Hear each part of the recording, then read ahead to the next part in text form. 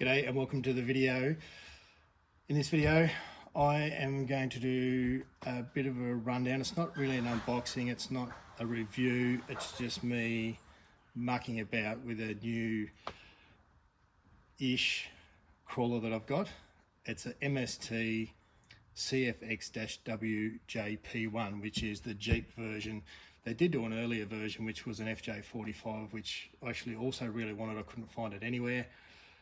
So I picked this up. It was on a ridiculously cheap deal on Asia Tees. It was, I've actually forgotten, I want to say it was $500 Australian, so that's not sure what that is, $330 US maybe. So still not actually cheap, cheapish, but I've had my eye on these for a long time and I just really wanted one. Now I did actually want the blue one. I've got the, what have I got? I've got the black one. Actually before I did it, I really wanted the blue one, but I couldn't get the blue one. I could only get the grey one. So I'm gonna throw the box away. This is the body, which I have to say that I am not a Jeep fan at all. Not sick of the sight of them.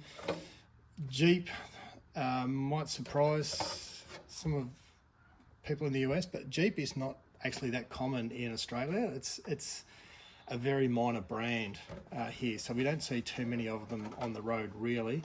But even though I don't really like Jeeps, I really like this body, the length. I just think it looks really cool when the length, once I put it on, it's got really good approach and departure angles. It's just, I really like the body. I will put, I'm pretty sure I'll put an interior in there at some stage. It does come with a few accessories like side view mirrors and stuff like that, but I'm not going to put them on because they're just going to break off anyway. So I don't treat my crawlers rough, but I'm not easy on them either. Maybe I am rough on them, not sure. But that's the body, and here somewhere I have the chassis, which is in, I've started to pull apart, which I'll get to that in a moment. It's the chassis. Now it does come, the radio, I haven't actually had a real good look at this. I haven't actually run this crawler yet, so I'll get to, I've done a couple of mods to it, but I'll get to that in a moment. But that's the radio. It's 3-channel. I think this one here, channel 3, you can switch on and off to do something. Not sure what I'd use that for. I'm not really into lights and stuff like that, so I'm not actually sure I'm going to use that. It feels a little bit plasticky, a bit cheap. There is rubber on there, but it's very, I don't know, it feels a bit cheap. I might just use one of my stock radios that I normally use, so I'll put that away. Now tyre wise, it does come with this, I don't know what that says. What does that say? Not much. MG tyre, 40 by 120 by 1.9. It's not a really realistic looking tyre. It's kind of got this claw looking pattern thing going on, which looks kind of cool in a Jurassic Park kind of way. That's not the wheels that's come on. I put that on alloy beadlocks just to test them out, because I'm doing we'll be doing a tyre test, and I will say that my bench, I want to say my bench is not normally this dirty, or not dirty, but it is dirty, but there's a whole lot of stuff going on over here because I've been doing a tyre test, and so I've got chassis laying around where I've taken their wheels and tyres off, and I've got stuff everywhere. So it's never the cleanest bench going around, but it's not normally this messy. But anyway, beadlocks, they don't come with them. They come with these plastic wheels, you know, the tyres are glued on them. Funnily enough, to get the tyre off, I just had to push it off. I actually was able to press, just with my thumbs, I was able to press the tyre off, and the super glue had only been used sparingly. It's only sort of been used on the outside. So I was able, not that I particularly want these wheels at all, but I was able to get the tyres off really easily. Like a lot of tyres that come glued on, it takes a fair bit to get them off, you know, boiling them or using use the stuff, acetone, to get them off. So it was kind of nice that I could just pry them off, but they're not great tyres. I've tested them, they're not awesome. I'm not going to use them. I'm going to stick them in my tyre test just because I can, because I've got them, but that's about it. Now, one thing I didn't say, now the MST CFX-W, it's actually old news. It came out, I'm not sure, maybe 6-7 years ago. It wasn't a really popular MST. I wouldn't say it's, well, maybe it is an off-brand. I was going to say it's not it's an off-brand, but maybe it is, maybe it isn't. I think they do a lot of on-road stuff. I just wanted this crawler. I've been eyeing it off a long time, ever since they came out with the FJ45. And when they came out with the FJ45, I'd only just bought a G-made bomb, and I didn't, at the time, I didn't want to have more than one crawler, and now I've got about 12. So I've been eyeing off, and I thought, you know, when these come on special, I will jump on it. So I'm just going to give a quick rundown on what is on the chassis. It's a little bit quirky. You've got the divorced transfer case here. There's no overdrive or anything like that. It does have portals. The motor's hanging down there, and I will explain why that's hanging down there in a moment.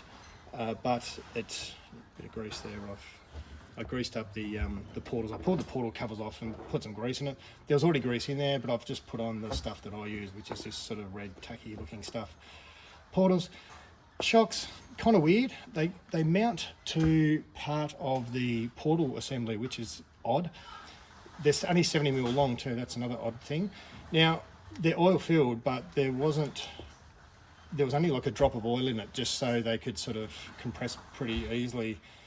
So I've put oil in there. Now, I did start off using 100 weight. I do like to put thick oil in my shocks. I'd like them to be slow acting.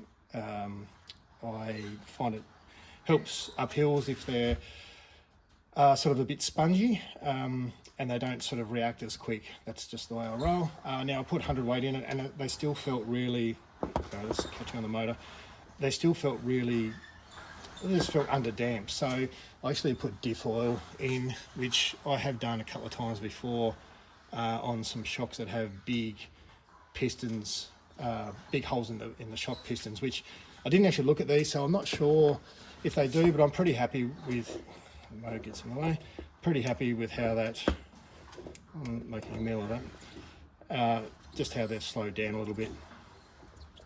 Yeah, that's how I roll.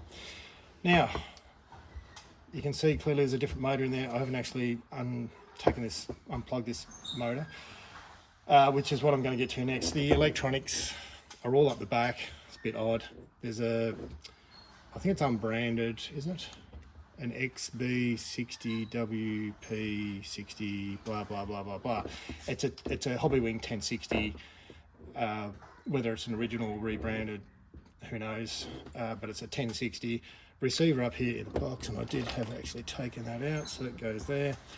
Now, straight up, there's a couple of things about this rig that I'm not in love with. It's how high the motor is. It's really high. That's going to affect center of gravity a lot. Now, I did know that. I'd watched a couple of videos, so I knew that was the case. I just wanted this rig anyway. Now, really weird thing is that the motor wires go from here along the chassis up and into the speed controller, and there is no plug on there. And that on its own doesn't really matter, but those cables have to be 35 centimeters long, I reckon. That's, what's that, 14 inches long, give or take. Then the servo, and the servo seems really weak. The servo, the wires for that are even longer, and there is a plug, obviously, that goes into the receiver, but they're longer than that 350. I reckon that's probably like 450, which is, I'm going to convert that back to inches, 18 inches. Now, I haven't measured these, it's roughly around about right. I'm going to relocate the electronics off that. I'm planning on putting a couple of boards. When I say boards, I don't mean timber, up some perspex. I'm pretty sure I've got some perspex laying around somewhere. Just stim one through there, one through there. Pretty sure I'm going to put speed control on one side, receiver on the other.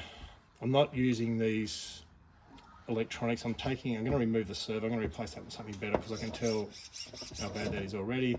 The motor is 35 turn sealed can. It's got brushes front or in both ends, so I'm not going to use that either. we'll get to that motor in a minute. So I'm going to relocate the electrics. As I say, I'm not sure if I'm going to use that. The radio, I'll work that out later. I've got Fly Sky radios that I normally use, so I'll make my mind up later on. Actually, just looking at that, I might even be able to squeeze the receiver in there maybe. Now, the motor. This motor here, clearly, I'm not sure if you can see that, maybe. It is a 17.5 turn censored brushless motor, and I think that size is around the 2100 kV mark, give or take. Now, that's not a crawler motor. Now, I'm doing a little experiment here because I've had this idea for quite a while. I used to race really, really poorly stock, two-wheel drive stock at the local buggy club that's now closed down.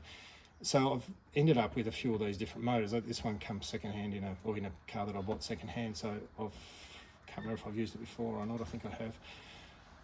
I've always wondered, and I think this was a thing years ago, I think, maybe 15 years ago, this was a thing. I feel that if I use a brushless ESC and this motor, I should have some pretty smooth running with the crawler, but I'm not 100% sure. I looked this one up and the other 17.5 turn motors that I have, and they're all only rated to 2S, but I'm going to run this on 3S. So I figure the worst that can happen is it goes up in a ball of flames, but I'm hoping that it just gets really hot and I notice it and I stop doing it. So I'm not sure. I do have an ESC now. I'm not sure this is going to work. I don't have, all my ESCs are sort of tied up in other cars. I don't have a spare 1080 laying around. I do have a couple of, I've got a 1200 and I've got an 1800 Hobbywing Fusion SE.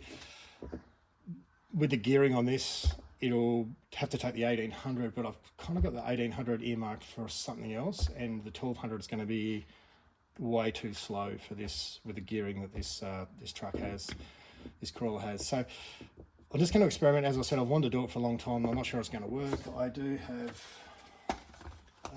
very, very cheap, what is that? Hobby King. It's a Hobby King 35 amp ESC, brushless, obviously, censored. Please tell me that's censored. Yes, it is censored.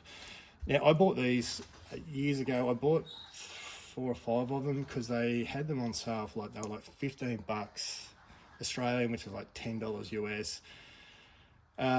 So I guess it was a run out sale, and I bought them because I thought that'd be really handy. So I run them in a couple of Tamiya rigs, and I was running them in a couple of buggies that I was racing. Look, I don't know if they're awesome, probably not. And the BECs, I can't remember what it was, but it's not going to be much. So I'm going to put a Castle 10 amp BEC on it.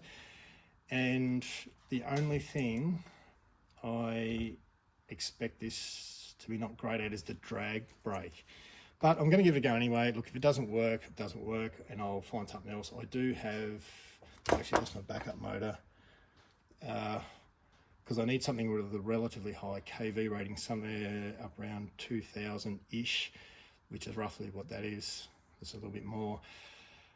I know this has got a ton of torque, but as I said, I don't have ESC, and I'm not even sure that motor's still okay. I don't remember it dying, otherwise I would have thrown it away. So that's my backup motor, but it is really heavy too. It's much heavier than the brushless motor. So that's my backup version, backup option, but as I said, I don't actually have an ESC, and I am not running the 1060 in this rig. It's just not going to happen. I'm not even going to bother running it the way it is. So probably seems a bit odd that I'm making modifications without even driving it, but I know, look, I've been around crawlers enough, I own enough crawlers to know what I'm going to be happy with and what I'm going to be unhappy with. I'm not really interested in comparing what it is standard compared to the mods I make. I know the mods will make it better. We'll replace the tyres, which I reckon will probably be the Canyon Trails. I think that needs It's got old foam in it, they need new foam. They're out for the tyre test as well, which I'll sort out later on. But I'm pretty sure I've got a few sets of Canyon trails, so I'm pretty sure this rig will have Canyon trails. I'm going to widen it slightly by just using some different hubs on the back to make it a little bit wider. It's only about 230 mil wide. I want to get that to about 250, although I'm probably going to get pretty close to that. I've probably got a probably good 10 mil difference in those tyres, going wider tyres anyway, but I'll see. That's about it. I've run out of breath. It's just a quick rundown on this rig before I start doing too many mods. I've already started. Oh, that's the other thing too. I've put the smallest pinion in, which is a 17 turn. Now, that's one thing. Got me a little bit confused to start off with, but the gears or the pinion that it takes is 0.6 module, which is a bit of an odd size. I think maybe some Tamiyas, maybe some of the Tamiya buggies, the old ones from the 80s run it. I can't remember, but for some reason I had a packet of brand new 0.6 mod pinions in a little packet, and just so happens the biggest pinion was a 17 turn, which is the smallest pinion I can fit in here. So I've fitted that in. It gives me a drive ratio of 53.65. Now 53.65 is very low gearing, or quite low. Not very low, it's quite low. Got rigs with lower gearing than that, but to get full use out of that, I want to go something with a bit higher KV rating, which this might be a little bit too much. Maybe might not even work, I'm not sure. The drag brake on the ESC could be complete junk too. So anyway, having a bit of an experiment about that, and that's about all I've got for the moment. I need to change the electrics out, solder the motor wires in. I need to put my little board things along there if I can find some perspex or some black plastic or something that I can put on there. Oh, battery is at the back, which, you know, it's old school. I don't want it there. I think I want to try and fab something up on here on the front. Now this battery might be a bit big. I don't want to lay it that way.